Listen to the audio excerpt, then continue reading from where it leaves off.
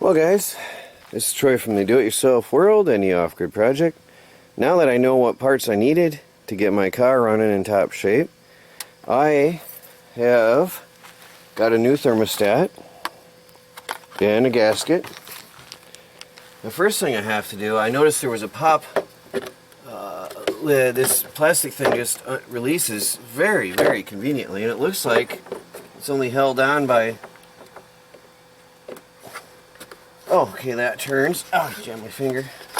Oh, look at that. That comes off just like a cap of some kind. I don't like how wide open it leaves your engine though. I'm going to put that back on. So that comes off. Yeah, I'm definitely putting it back on.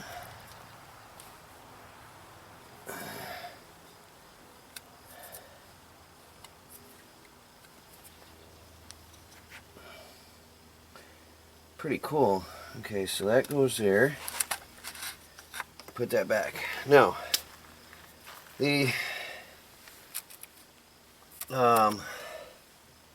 thermostat is shot according to the computer code that was thrown, and according to the fact, I'll take my ring off so I don't wreck it here, to the fact that my heater wasn't working previously, which also could lead to reduced gas mileage. So I'm going to pop off the thermostat here. I've got to get my socket set. This should be an easy job, especially since that cover came off so nicely. Alright, I'm going to get my mechanic's pants on because I just realized I still got my work clothes on. I don't want to mess them up. I'll be right back. So, the main water hose, can you see in there very well? I don't know if you can see in there.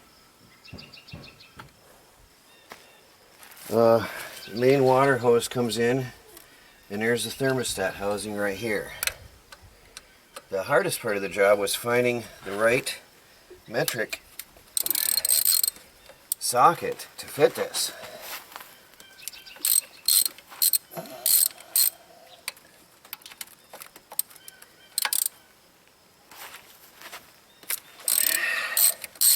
That's a relief because often those bolts can be hard to get. It's aluminum. It's not too bad to work with.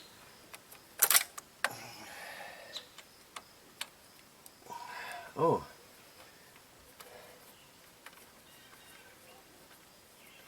Is that coming out? Okay, that's a bolt. I gotta be careful not to lose any parts. I had to let the car cool down for a while. I always put my parts in my toolbox so that I don't lose anything. There's simply the shroud and then two bolts come off. You just do not want to lose one of those parts inside the car. You're not going to be driving anymore. That's extremely important. That's their only running car at this time, so there's no running to town if you mess up. So this should just pop right off. I'm hoping to do this with minimum water loss. This wire out of my way. Oh, look at that, no water. Okay. There is the old thermostat, stayed up inside. So that, hopefully I can get it out of there. The gasket must be up in there. I've never dealt with the modern cars like, there it is. Ooh, that's nasty looking too. That's ugly. So that must be the gasket. How do I get that out? Let me see what I'm looking at here. Can you see? Zoom back out. I got the old thermostat. It's pretty nasty. Whoa. Bugs in my face, sorry about that. So, I got the new one. Make sure it matches up first. Yeah, it's off center. That's important, I guess. Why is it off center? Does it matter which way it goes in? I can't see that it would. So I've got to get that gasket out. Oh, yuck. Oh, crispy. Alright, I'm gonna find some emery cloth or something and give that a little cleaning up to give that a better seat. That's nasty. And maybe up in here a little bit. Is that? Ooh, it's time for a water change in this poor old car. Whoa.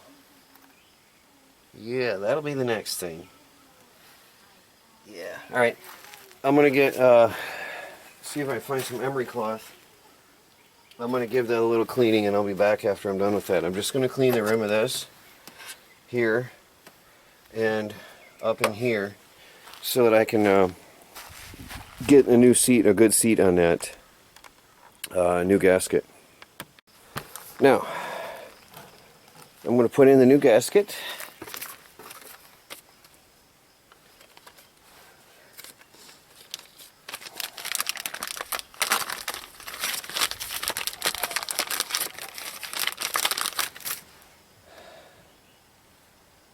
Just see how that goes.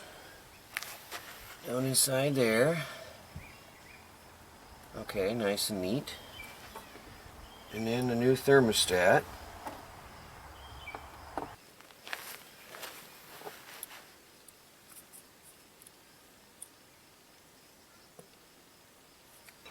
Brief edit. Put the thermostat inside the gasket and then put that inside the housing. I wanted to add that because I realized it wasn't going to seal once I had started putting it together. So I want to make sure I show you the right way. The thermostat fits nicely inside that gasket, and then that goes in the housing. Alright, back to work. And then put it back together.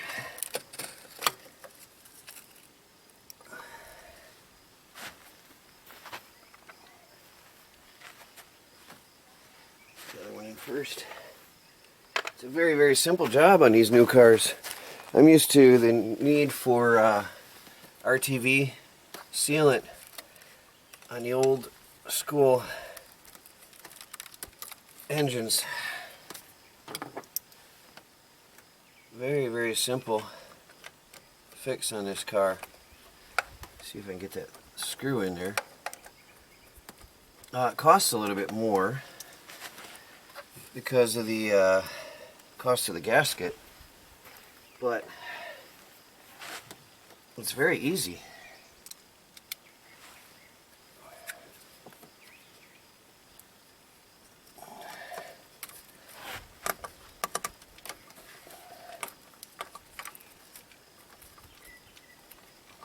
Come on now. Why are we trying to cross thread or what here now? The only problem is that everything's aluminum and I don't want to cross thread. Gotta be careful putting them back in. Strips easy if you're not careful.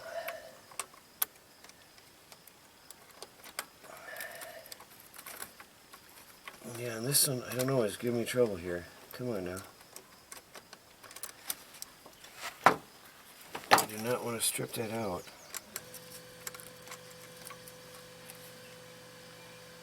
Yeah, it's trying to cross thread on me. I don't want that.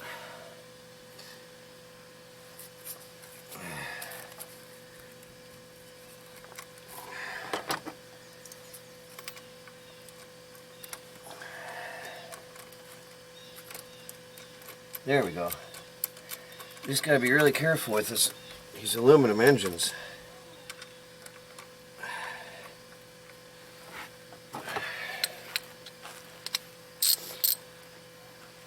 So just a matter of tightening it back down and we're done.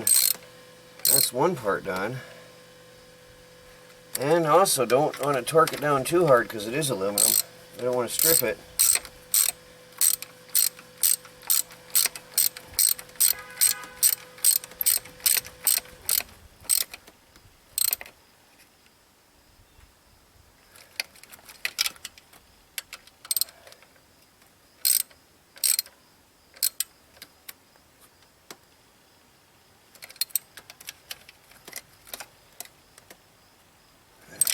good as I'm going to do it. And put that little wire retainer back on. Now that's done. Now there's only two things left to do. Done isn't done until I put the cover back.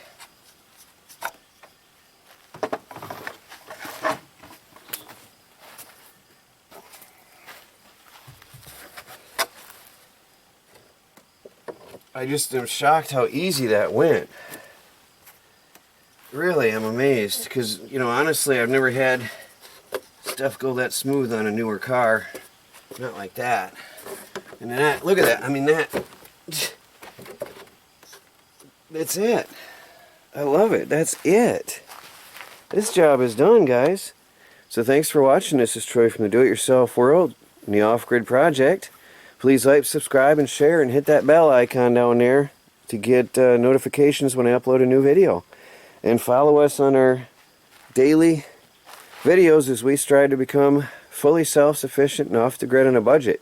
And repairing your own car is a major part of self-sufficiency, saving money. Well, I got to go in. I'm being drained of blood. Talk to you all later.